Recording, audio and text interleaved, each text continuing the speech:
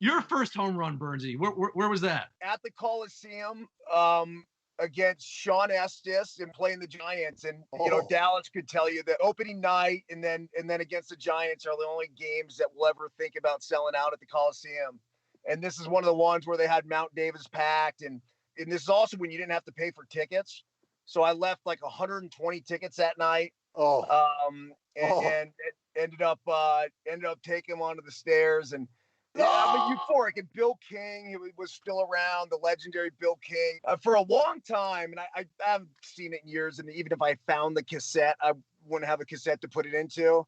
But I had that call with Bill King calling, my first major league homer. I want the yin and the yang experience here. So hitting that home run, euphoric. Dallas surrendering your first home run to the big league level. Where was that? Who was that against?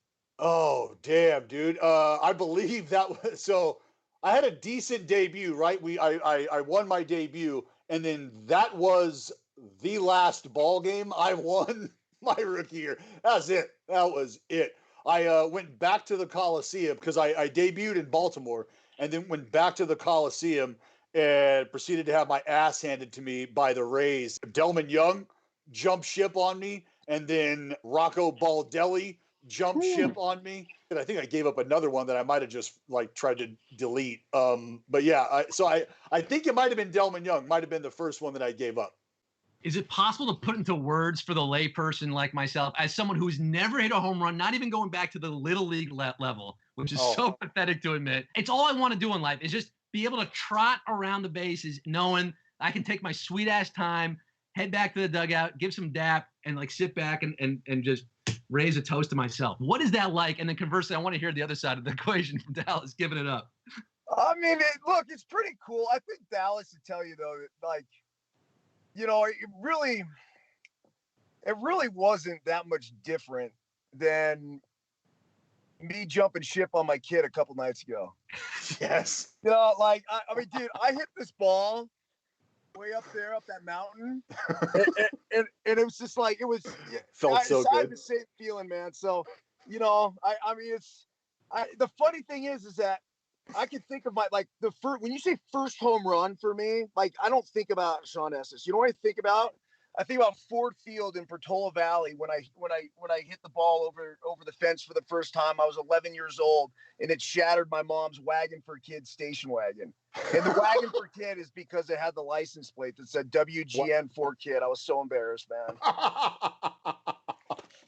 That's what I think about. So I think the coolest thing is that it really didn't change. The only difference was that, when Dallas is on the mound celebrating a perfect game, there's so many different elements of the celebration. But, one of the elements, too, that I don't think, we could run from, and it was the same thing every time I hit a homer, is in the back of our minds, it's cha-ching, man.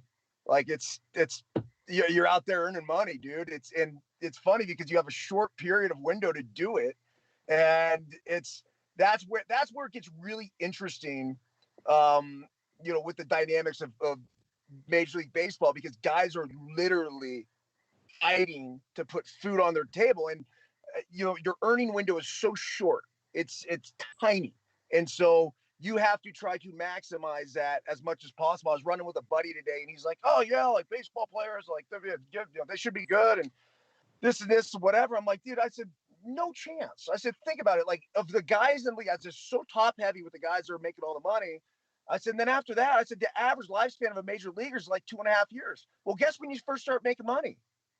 3 years. Yep. Right? As soon as you hit arbitration. So, anyhow, but yeah, hitting homers are cool. I do like, and again, just wrapping it up, I like the fact that it's never really changed, and you can still experience in that if you want to come here and get a piece of this TB cheddar cheese. The problem, though, Scott, is that I don't think you'd be able to catch up, man. Well, I can tell you this. On the other side of that, it's like having somebody pull that spoon heaped over with food directly out of your mouth. I'm watching Burnsy take my carcass, and run off with it up a tree somewhere where I can't feed my family. I'm not going to have me and my boys hunched over this zebra, mangling it from the backside north. That's not what's going to be happening. No, he's eating.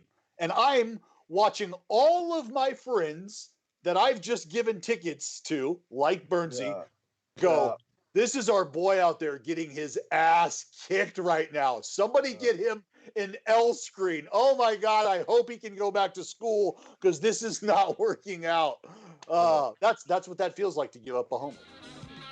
Isolate Night with Scott Rogowski, live every Sunday through Thursday at 9 p.m. Eastern.